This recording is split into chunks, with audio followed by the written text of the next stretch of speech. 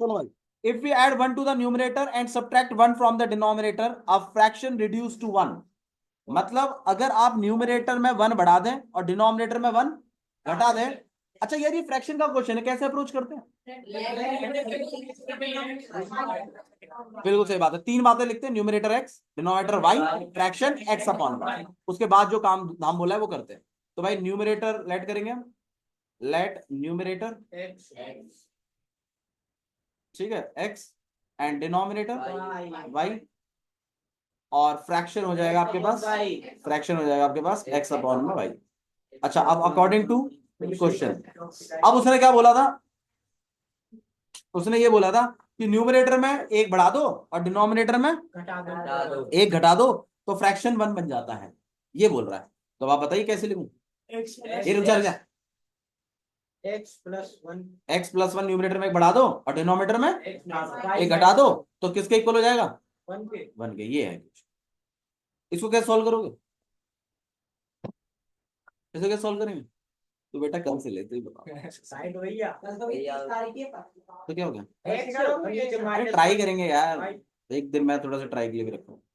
हाँ भाई, इसको मल्टीप्लाई करेंगे कितना? बाय माइनस वन, यहाँ पर एक्स प्लस, ठीक है। और ये फिर आपको पता ही होगा कैसे करते हैं, एक्स माइनस वाई, और ये उधर चला जाएगा, -1 कितना हो जाएगा? -2।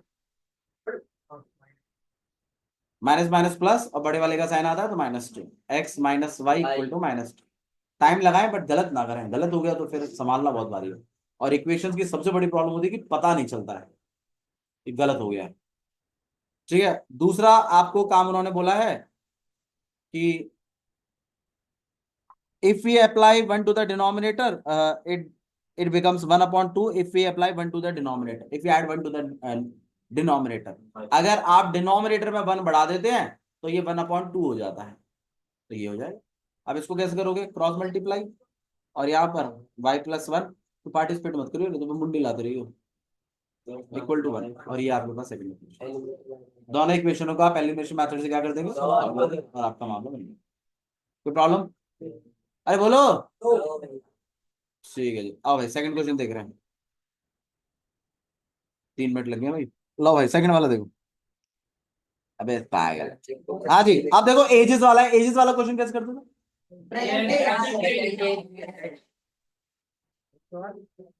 तो क्वेश्चन ही नहीं पता क्या पूछा। हाँ, सुनता ही नहीं है तू, कान में तेरे तेल डल रहा है पूरा। सबसे पहले आप प्रेजेंट एज सेट कर दो। उससे पहले आप ये देखते हैं कि जो ये एज वाला क्वेश्चन है इसमें बात किन के बारे में हो रही। तो अगेन इस वाले क्वेश्चन में जो है, एक तो नूरी और एक सोनू के बारे में बात हो रही है। अब नूरी और नूरी का बेटा होता तब तो हम कह देते ठीक है, लेकिन अब इसने थोड़ा सा चकमा दिया, दोनों ही नाम दिए हैं। तो अगेन ये थोड़ा सा एक कॉम्प्लेक्स बनेगा मामला, इसमें आप कॉमन सेंस नहीं लगा सकते। ठीक है, तो प्रेजेंट एज, तो एज ऑफ नूरी 2, ठीक है, और यहाँ पर एक्स, और एज ऑफ सोनू, और अकॉर्डिंग टू, सॉरी ये तो हो गया मामला, ये परसेंटेज का सेटअप है। और उसके बाद बोला है 5 साल पहले, एगो एगो एगो क्या होता है? पहले, तो 5 years एगो, 5 years एगो, बकवास नहीं। एज ऑफ नूरी, वो हो जाएगा आपके पास x-5, एज ऑफ सोनू कितना जाएगा? y-5। और अब हम इसकी इक्वेशन सेटअप करेंगे अकॉर्डिंग टू क्वेश्चन। हाँ जी, 5 साल पहले की बात हो रही है। Noori was thrice as old as Sonu, इसका मतलब क्या है? अच्छा अच्छा, मैं इसका हिंदी में बोल रहा हूं। नूरी सोनू के 3 गुना है, नूरी सोनू के 3 गुना है, मुझे इक्वल कराना है। अब आप बताइए, मैं किसको मल्टीप्लाई कराऊं? क्योंकि जब आप सोनू को 3 से मल्टीप्लाई कराओगे तब जाके वो नूरी के बराबर आएगा। अब ये समझना अंग्रेजी से, तो ऑब्वियस सी बात है, इस केस में आप सोनू को मल्टीप्लाई कराएंगे 23 से, नहीं। यहाँ ब्रैकेट का इस्तेमाल जरूर होगा, ये गलती होती है, बच्चा 3y कर देता है डायरेक्टली, जबकि ये 3y-15 होना था। और यहाँ पर इक्वेशन बनेगी x-5 इक्वल टू 3y-15, और सब कुछ हम एक तरफ करेंगे, x-3y, और यहाँ -15 और प्लस का 5, और ये हो जाएगा -10। तो यहाँ पर एक इक्वेशन ये बनेगी। कोई इशू है? ठीक है, नेक्स्ट वाला देखते हैं हम लोग। अगले में लिखा है 10 years later, 10 साल बाद, तो 10 ईयर्स लेटर बाद क्या होता है भाई? 10 साल बाद 10 ईयर्स लेटर। तो भाई 10 साल बाद में पहुंचे। पहले तो एज ऑफ नूरी कितना हो जाएगा? +10। Age of Sonu y+10। अब अकॉर्डिंग टू क्वेश्चन, हाँ भाई क्या हो रहा है 10 साल बाद? देखिए, Noori will be twice as old as Sonu. Noori जो है वो सोनू के डबल हो जाएगी। अब आप बताइए भाई, मैंने तो देखो भाई नूरी की एज भी लिख दी और मैंने तो सोनू की एज भी लिख दी। अब आप बताओ क्या करना चाहिए? सोनू को डबल करना चाहिए और नूरी के इक्वल कर देना चाहिए। नहीं है? क्या रहा है? अच्छा, तो x+10 इक्वल टू में 2y एंड प्लस में 20, और यहाँ पर हो जाएगा आपके पास x-2y और यहाँ पे हो जाएगा 10, और ये आपकी इक्वेशन सेकंड। दोनों इक्वेशन को सॉल्व करेंगे, आप बन जाएगा मामला। ठीक है, थर्ड वाला क्वेश्चन देखिए, डिजिट्स वाला क्वेश्चन है। डिजिट्स वाला मैंने करवाया हुआ है आपको। डिजिट्स वाला क्वेश्चन करने के लिए मैंने बताया था आपको, पहले तो आप 10 डिजिट सेट करते हो, फिर आप वन, फिर नंबर्स, और फिर रिवर्स। ये 4 बातें आप लिखते ही लिखते हैं। क्या हो गया? This is wait. 10 digit x, 1 digit y, number बिल्कुल सही बात है 10x+y, रिवर्स नंबर बिल्कुल 10y एंड प्लस x। ठीक है, ये सब काम होने के बाद देखिए सम ऑफ द डिजिट्स इज 9। अब आप बताइए पहली इक्वेशन क्या है? सम ऑफ डिजिट्स बोल रहा है 9 है, तो कैसी इक्वेशन बनेगी? अरे डिजिट्स क्या क्या है? x+y बोल रहा है, x और y है। अब क्वेश्चन में बोला गया है कि डिजिट्स का सम 9 है, तो भाई x+y इक्वल टू 9। एक तो ये बन गया। दूसरे में ये बोला है कि 9 times the number is 2 times the उल्टा number. 9 times the number is 2 times the उल्टा नंबर, रिवर्स नंबर, या रिवर्सिंग द डिजिट्स नंबर। तो अब आप बताइए कैसे लिखूं? तो मतलब 10x+y का 9 टाइम करेंगे तो वो इक्वल होगा दुगना उल्टे नंबर। और आप कैसे इक्वेशन बनानी है? कैसे बनाएंगे? 90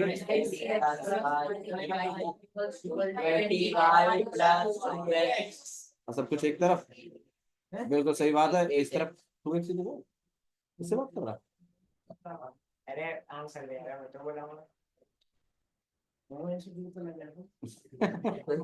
अच्छा बोला, गुड गुड गुड, बहुत बढ़िया बहुत बढ़िया। 90x-2x 88x। नवीन तुम थोड़ा सही से बोला ना। 11y चुप हो जाएगा। इन सब में कॉमन क्या है?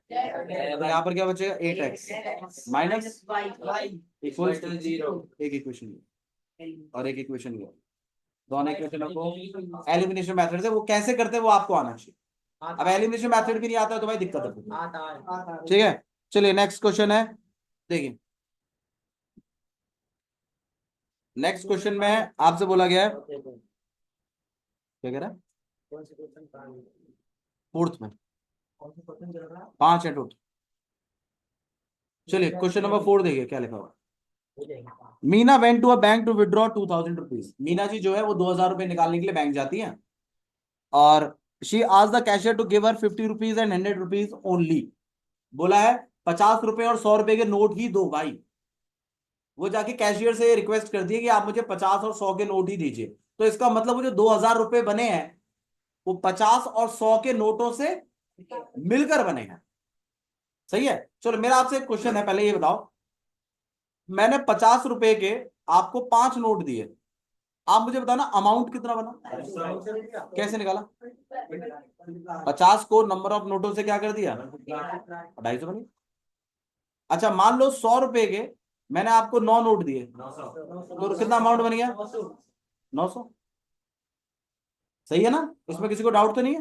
अच्छा अब अगर मेरे को कोई बोले कि नहीं इतने नोटों से मिलकर कितनी अमाउंट बनी टोटल, तो अरे इसमें बताओ, तो 900 प्लस 250 900 प्लस 250 कितना हो गया? 1150। अब तो ऐसा ही कुछ हिसाब किताब मीना जी के साथ भी चल रहा है। वो टोटल रुपीज वो खुद ही बता रही है कितने हैं, 2000। लेकिन ये जो 2000 बने हैं ये एक तो 50 रुपए के नोटों से बने हैं और 100 के नोटों से बने।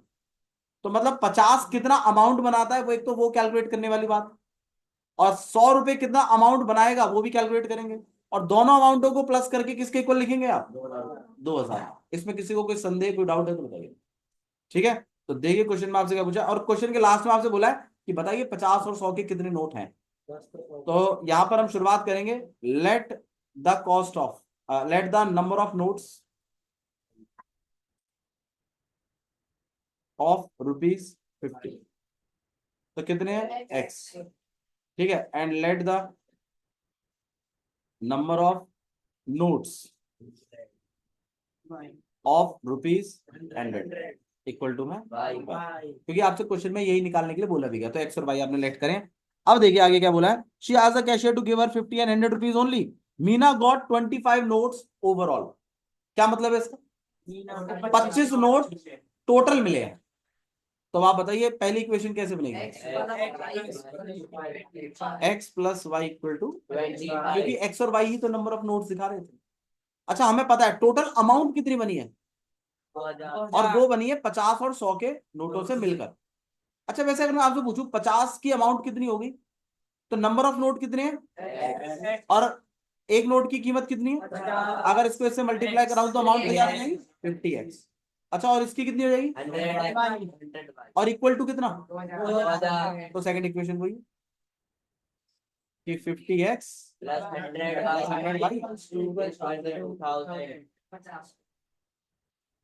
आप चाहो तो इसमें से कुछ थोड़ा इसको छोटा भी कर सकते हो, 50 कॉमन निकाल के x प्लस 2y। ठीक है, और यहाँ पर आपके पास, तो यहाँ पे 0 0 कट गया, 5 से आपने इसको काट दिया, यहाँ पे 40। तो इक्वेशन आ गई x plus 2y equal to, जो बच्चे डायरेक्टली सॉल्व करना चाहें वो डायरेक्टली भी सॉल्व कर सकते हैं, कोई इशू नहीं है, आंसर सेम आएगा, वरना इसके साथ भी सॉल्व कर सकते हो, कोई प्रॉब्लम नहीं, वो भी सेम है। तो ये आपके पास था क्वेश्चन नंबर 4। लास्ट क्वेश्चन देख लीजिए, 57 58 हो गया भैया, क्वेश्चन नंबर 5। देखिए क्या लगा, बोला है एक लैंडिंग लाइब्रेरी है, एक लाइब्रेरी है जो किराए पे बुक देती है, और पहले 3 दिन वो एक फिक्स चार्ज करते हैं चार्ज, और उसके बाद हर एक दिन का पेनल्टी चार्ज करते हैं। तो मतलब ऑब्वियसली बात है, मान लो कोई बंदा अगर लाइब्रेरी में गया है तो एक दिन के लिए थोड़ी किताब लेता है वो, 3 4 मतलब वो एक बार पैसे देता है, और वो लाइब्रेरी वाले भी समझते हैं इस बुक को पढ़ने के लिए कम से कम 4 दिन 3 दिन तो लगेंगे इसको।